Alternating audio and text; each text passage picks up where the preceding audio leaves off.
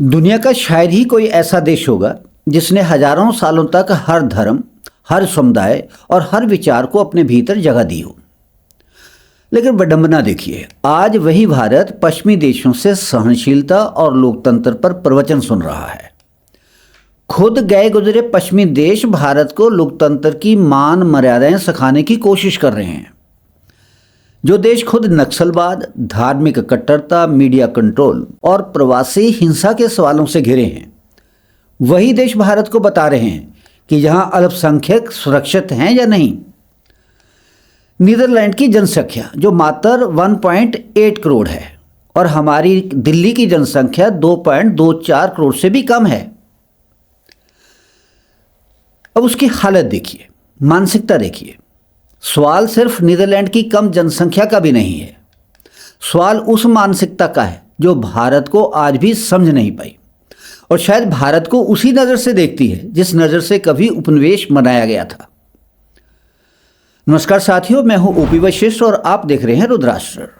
आज का विषय केवल एक बयान नहीं है, यह भारत के प्रति पश्चिमी दुनिया की सोच, उनकी मानसिकता और उनकी डिप्लोमेसी को समझने का विषय है। 16 मई को प्रधानमंत्री नरेंद्र मोदी नीदरलैंड गए। भारत और नीदरलैंड के बीच रक्षा, समुद्री सुरक्षा, स्पेस टेक्नोलॉजी और सबसे महत्वपूर्ण सेमीकंडक्टर जैसे भविष्य के क्षेत्रों पर चर्चा हुई। सिर्फ चर्चा ही नहीं हुई, 17 बड़े समझौते भी हुए। लेकिन प्रधानमंत्री मोदी के वहां पहुंचने से पहले नीदरलैंड के प्रधानमंत्री ने मीडिया से बात करते हुए भारत में माइनॉरिटी राइट्स और प्रेस फ्रीडम पर चिंता जता दी। अब यहाँ सबसे बड़ा सवाल पैदा होता है, क्या दुनिया का हर देश भारत के आंतरिक मामलों पर टिप्पणी करने का अधिकार रखता है? और उससे भी बड़ा सवाल, क्या ये देश वास्तव में भारत को समझते भी हैं? भारत कोई 50-100 साल पुराना देश नहीं है। भारत कोई कृत्रिम राष्ट्र नहीं है जो 2 युद्धों के बाद नक्शे पर पनपा हो, आया हो। भारत हजारों वर्ष की सभ्यता है। ये वह भूमि है जहाँ हिंदू धर्म जन्मा, जहाँ बौद्ध धर्म निकला, जहाँ जैन धर्म का उद्गम हुआ, जहाँ सिख धर्म का उदय हुआ। यह वह देश है जहाँ यहूदियों को कभी उत्पीड़न नहीं झेलना पड़ा। जब दुनिया के कई हिस्सों में यहूदियों का नरसंहार हुआ, तब भारत ने उन्हें शरण दी, उन्हें अपनाया।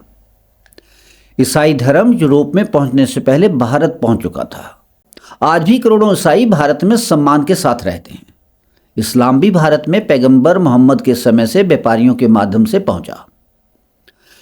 भारत ने हर आने वाले को जगह दी, गले से लगाया, और यही बात भारत के विदेश मंत्रालय के सचिव सीबी जॉर्ज ने बहुत मजबूती से कही। उन्होंने कहा, अगर भारत में अल्पसंख्यकों को दबाया जाता तो 1947 में जो अल्पसंख्यक आबादी लगभग 11% थी, वह आज बढ़कर 20% से ज़्यादा कैसे हो गई? यह बहुत बड़ा तथ्य है और इसका जवाब पश्चिमी दुनिया के पास है भी नहीं। भारत दुनिया का सबसे बड़ा लोकतंत्र है, जहां हर कुछ वर्षों में सत्ता बदलती है, लाखों पोलिंग बूथ लगते हैं, करोड़ों लोग वोट डालते हैं और शांतिपूर्ण तरीके से सरकारें बनती और बदलती हैं। लेकिन फिर भी पश्चिमी मीडिया और कुछ यूरोपीय देश बार बार भारत को उसी चश्मे से देखते हैं जिस चश्मे से वह तीसरी दुनिया के देशों को देखते आए हैं। अब यहाँ थोड़ा इतिहास समझना जरूरी है। नीदरलैंड यानी डच भारत में व्यापार करने आए थे। डच ईस्ट इंडिया कंपनी ने भारत में कई जगह व्यापारिक ठिकाने बनाए, लेकिन इतिहास गवाह है यूरोप की ज़्यादातर कंपनियां सिर्फ व्यापार करने नहीं आई थी। यहाँ उनका उद्देश्य आर्थिक नियंत्रण और राजनीतिक प्रभाव बढ़ाना भी था। ब्रिटिश आए, फ्रेंच आए, डच आए और सभी का मानसिक ढांचा लगभग एक जैसा था। पहले व्यापार, फिर प्रभाव और फिर सत्ता में हस्तक्षेप। आज समय बदल गया है। भारत अब गुलाम नहीं है। भारत अब दुनिया की सबसे तेजी से बढ़ती अर्थव्यवस्थाओं में से एक है।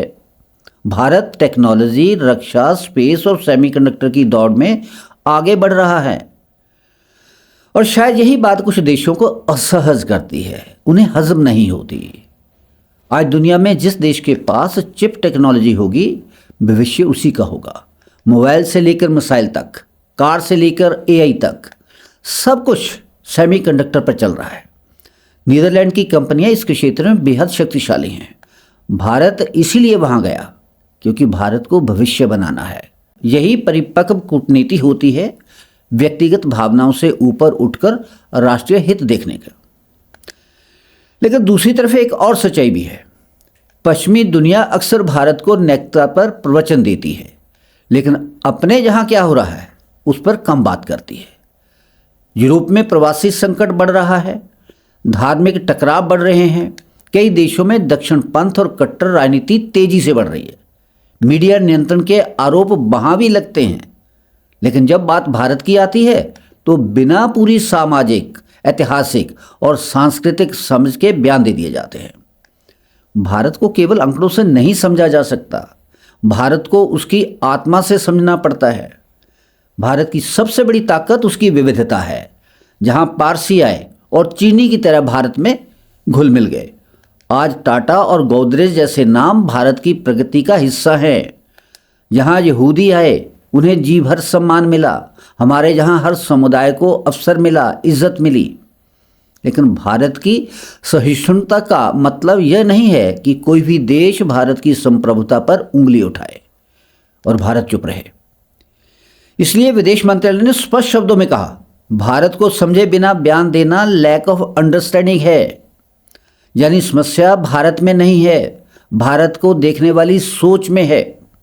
और शायद दुनिया को अब यह स्वीकार करना कठिन लग रहा है कि भारत अब केवल बाजार नहीं है, भारत अब एक निर्णायक शक्ति बन रहा है। आज का भारत दबाव में आने वाला भारत नहीं है। आज का भारत जवाब भी देता है और अपने हित भी साधता है। प्रधानमंत्री मोदी ने प्रतिक्रिया में विवाद नहीं बढ़ाया, उन्होंने भारत के हितों पर ध्यान केंद्रित किया, समझौते भी किए, संबंध भी बनाए और भारत का पक्ष भी मजबूती से रखा।